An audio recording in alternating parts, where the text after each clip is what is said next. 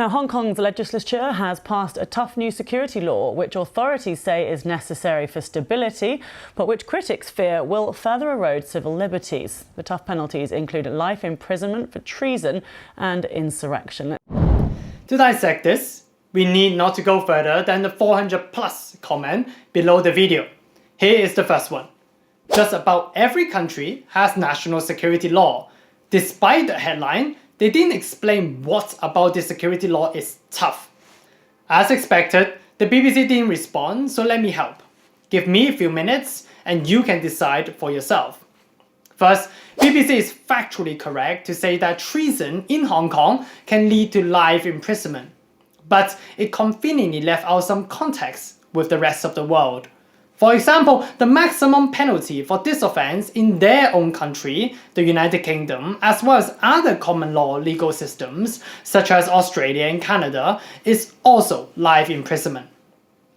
Whereas that in the United States and Singapore is the death penalty.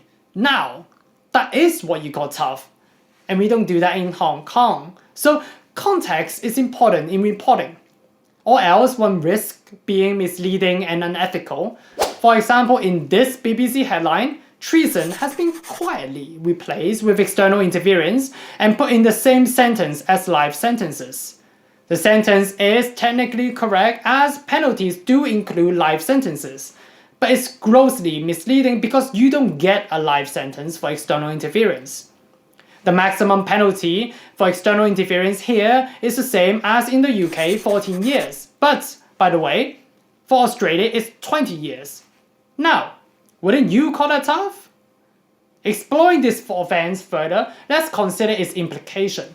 After all, people in Hong Kong, especially the ones involved in all sorts of international collaboration, might wonder what constitutes external interference endangering national security. The audience actually clarifies this quite nicely. It states that only actions with intent to undermine sovereignty and political independence through the usage of improper means to influence executive, legislative, and judicial function or any elections fall under this offense. And all these terms are clearly defined in Section 53, meaning to bring about interference effects.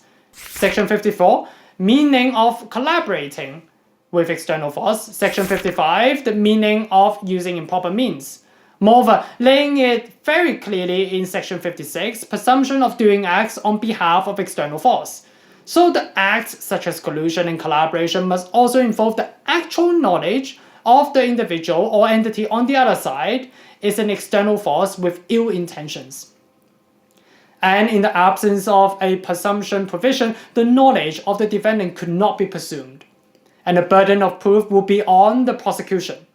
So for law-abiding citizens, it is actually quite difficult to accidentally commit the crime of external interference endangering national security.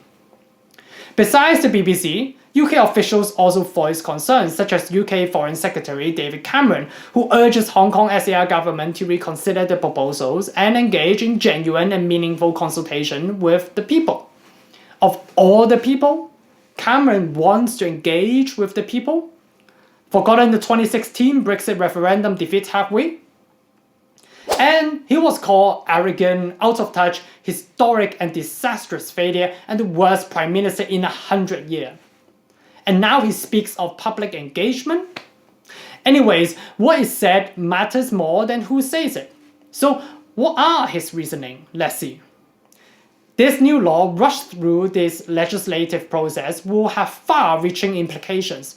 The broad definition of national security and external interference will make it harder for those who live, work, and do business in Hong Kong. How broad is the definition really that things will get harder for basically every living soul in the region? If you read carefully, you will notice one of the most noteworthy points about the requirement to actually do an act. During the 50+ of clause-by-clause deliberation, the Bills Committee actually challenged the high threshold for external interference and make references to similar provisions found in the National Security Act 2023 of the United Kingdom. Both are practically the same with different wording, but the UK's version only intent itself, without performing an act of bringing about an actual interference effect, is enough to have you convicted. This is understandable and aligns with the preventative ethos of the UK's National Security Act 2023, which aims to address threats to national security at the earliest stage possible. But we don't do that in Hong Kong. Yet, I somehow understand why people might worry about such a legislation.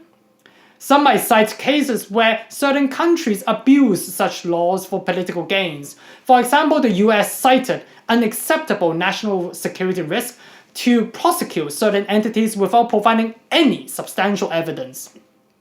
It banned Huawei and its 5G technology, and then it forced the sale of a popular social media platform, which resulted in unconvincing spins and internet memes like this. This is not an attempt to ban TikTok. It's an attempt to make TikTok better. Tic-tac-toe, a winner. But I guess time will tell who wins. The US surely has an interesting way of making businesses better and making people feel welcome, with laws being passed like this by a former US presidential candidate that blocks Chinese students from academic labs. The bill also prohibits state colleges and universities from accepting grants from or participating in partnerships or agreements with colleges and universities based in a foreign country of concern, such as China. But we don't do that in Hong Kong. As long as international exchanges and collaboration are in line with the principles of sovereign equality and non-interference under international law, all is well. That's how it should be, and that is what we do in Hong Kong.